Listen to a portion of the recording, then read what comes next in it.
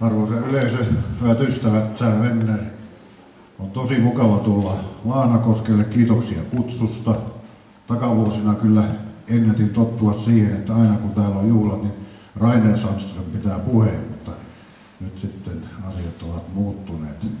Olen henkilökohtaisesti ollut tämmöinen Kokkolan ja Lahnakosken vävypoika yli 30 vuotta, ja syy siihen löytyy tuosta kameran takaa, kun vaimo löytyi tästä samasta tehtaan pihapiiristä ja yhdessä olemme kulkeneet. Merkittäviä olivat myös ne pari vuotta, kun olin tuossa Kokkolan yliopistokeskuksessa kipparina. Se oli tosi mukavaa, antoisaa, kivaa aikaa. Mutta tiedättekö, ennen kuin mennään tässä asiassa eteenpäin, niin minä toivoisin, että te kaikki nousisitte ihan pikkuhetkeksi seisomaan. Hyvä. Nyt näyttää paljon paremmalta, ottakaa kun minä panen täältä kameran käyntiin, tuosta noin. Ja sitten minä esitän teille hetken päästä yhden kysymyksen, mutta te vastaatte siihen kysymykseen ennen kuin minä esitän sen. Ja te vastaatte kyllä, ja te näytätte sen kyllä-vastauksen peukuttamalla, eli nostakaa peukku oikein kunnolla pystyyn, sitten otetaan kuva.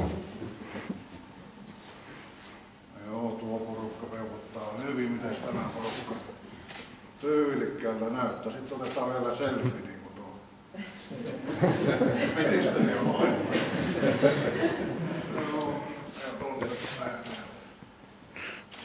Selfie ottaminen on yllättävän vaikeaa. Nyt saa istua ja sitten minä esitän sen kysymyksen, mihin jo vastasitte myöntävästi. Eli kysymykseni oli se, että valmistetaanko Lahnakoskella maailman parhaita airoja? Ja kaikki vastasitte kyllä, hienoa. Hyvät ystävät, muutama päivä sitten kävin Oulussa konsertissa. Ja kun astelin sinne Tuomiokirkkoon, ennen kirkon sisälle menemistä vielä kuvittelin, että olen menossa Karita Mattilan konserttiin, mutta siellä esiintyneenä olikin Anne Mattila. Molemmat ovat oikein hyviä laulajia, mutta ehkä Karita Mattila on kuitenkin heistä se, joka on maailmalla sitten kerännyt enemmän tunnustusta. Hänet on palkittu monta kertaa. Hän on saanut muun muassa 2 Grammy-palkintoa oopperamusiikista ja Opera News-lehti valitsi hänet 2012 maailman 4 parhaan laulajan joukkoon. No, miksi puhun teille Karita Mattilasta? Puhun sen takia, että minusta Lahnakoski Oy on yritysmaailmassa ikään kuin Karita Mattila. Molemmilla on itse asiassa aika paljonkin yhteistä tekemistä. Molemmat ovat suomalaisia tuotteita, niin kuin Kai tuossa äsken kertoi, niin 36 vuonna perustettu yritys 100% suomalaisessa omistuksessa ja yritys, jolla on upeita vientituotteita. Niin on Karita Mattilallakin. Hän on vaan pikkasen nuorempi kuin Lahnakoski Oy, mutta muuten hyvin samankaltaista.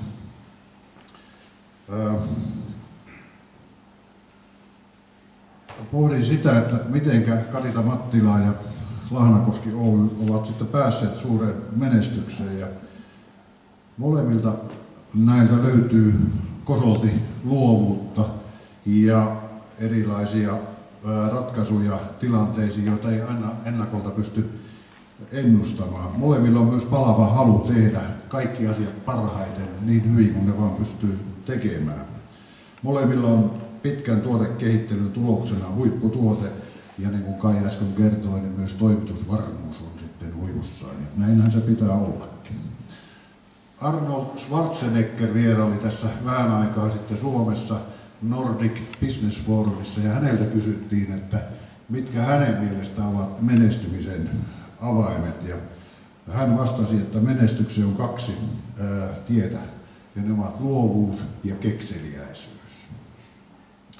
Kovana talousmiehenä tunnettu Schwarzenegger muistutti myös silloin, että tuleen ei parane jäädä koskaan makaamaan, vaan on oltava koko ajan luova ja erityisesti tämä pätee huonoina aikoina. Lainaan suoraan Schwarzeneggeria.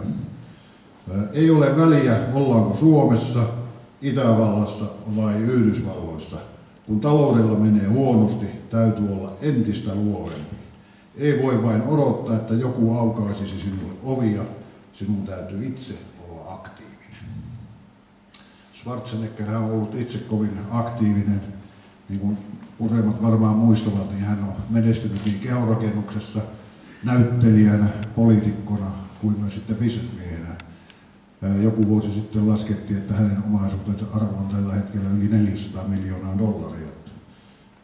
Hyvin hänellä menee. Vaikka isolla arskalla menee hyvin, niin valitettavasti Suomen taloudella ei niin hyvin sitten menee. Suomen talouskasvu on tällä hetkellä hitainta koko Euroopassa ja meitä edellä ovat muun muassa Kreikka, Espanja, Italia, Irlanti, maat, jotka ollaan perinteisesti totuttu mieltämään huonon talouden maiksi. Poliitikot ovat laskeneet, että Suomella on tällä hetkellä 15% kilpailukykyvaje. Mitä sitten pitäisi tehdä, että Suomen talous kääntyisi nousuun? On selvää, että kustannuskilpailukyky palautuu vain kustannuksia alentamalla, ja tällä hetkellä poliittiset puolueet suorastaan kilvottelevat, kun jakavat toisilleen neuvoja, että miten tässä tilanteessa pitäisi menetellä. Ammattiyhdistysliikkeet puolestaan taas taistelevat keskenään tällä hetkellä ja kaiken kaikkiaan työmarkkinajärjestöt kieltäytyvät ottamasta yhteisvastuuta ylisuureksi paisuneesta valtion velasta. Kaikki haluavat tällä hetkellä, että joku toinen maksaa. On jännä, että viisasten kiven löytäminen on vaikeaa, kun periaatteessa jo alakoulun matematiikalla pitäisi olla kaikille selvää, että jos menot ovat suuremmat kuin tulot, niin silloin menoja tarvitsee hillitä ja leikata. Tuosta alakoulusta päästäänkin ehkä lempiaiheeseen, eli haluan lausua muutaman sanan koulutuksesta. Palkkatutkimuksissa on todettu yhden kouluvuoden tuotoksi 7–8%. Tämä on opinhaluiselle palkansaajalle hyvä uutinen, eli käytännössä se tarkoittaa sitä, että jos viihdyt koulun penkillä 5 vuotta pitempään kuin naapurisi, niin tämän laskentamallin mukaan todennäköisesti sinun palkkapussisi on 35–40% korkeampi kuin naapurilla. Eli koulutukseen sijoittaminen kannattaa ainakin yksilön kannalta. Kannattaako se yritykselle? Eli mitä koulutettu työvoima merkitsee yritykselle?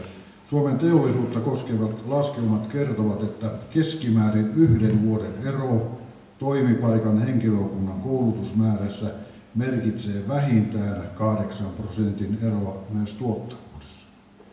Eli yritykselle aivan sama tilanne kuin yksittäisen henkilön kannalta. Mitä korkeasti koulutetun työntekijän suuremmissa palkkamenoissa menetetään, se saadaan takaisin parantuneena tuottavuutena.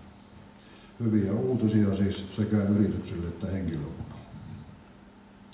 Tutkimuksen kautta me tiedämme myös, että ikä on sitten yksi tekijä, joka vaikuttaa yrityksen tuottavuuteen. Alussa ikä lisää tuottavuutta, mutta huippu saavutetaan teollisuudessa reilun 30 ikävuoden jälkeen. Sen jälkeen henkilön tuottavuus alkaa iän myötä alentua, mutta palkat sen sijaan kohoavat lähes 50 ikävuoteen saakka. Tämä ongelma voidaan jossain määrin välttää ottamalla käyttöön uutta teknologiaa ja kouluttamalla henkilökunta sen teknologian käyttöön. Suomessa koulutuksen saaminen ei ole ongelma. Suomessa koulutus on monelta osin parasta, mitä maailmasta löytyy, mutta valitettavasti Suomi on aika verkkaisesti hyödyntänyt tätä koulutusta vientituotteena. Nyt ilokseni viimeisen 2 vuoden aikana ollaan viimeinkin ruvettu tekemään jotakin ja ehkä vatuloinnin aika silläkin puolella on ohi. Allekirjoittanut on saanut sen kokea aika tavalla tämän syksyn aikana. Olen käynyt myyntimiehenä Australiassa, Vietnamissa, Kiinassa, Thaimaassa, Espanjassa ja koulusta on myyty myös Nigeriaan ja Kazakstaniin. Eli kun ennen raha tuli kuin apteekin hyllyltä kouluille ja yliopistolle valtiovallan kautta, nyt kun rahoitusta leikataan, niin silloin myös sillä puolella on oltava luova ja sitä rahaa tarvitsee hakea sitten jostakin muualta.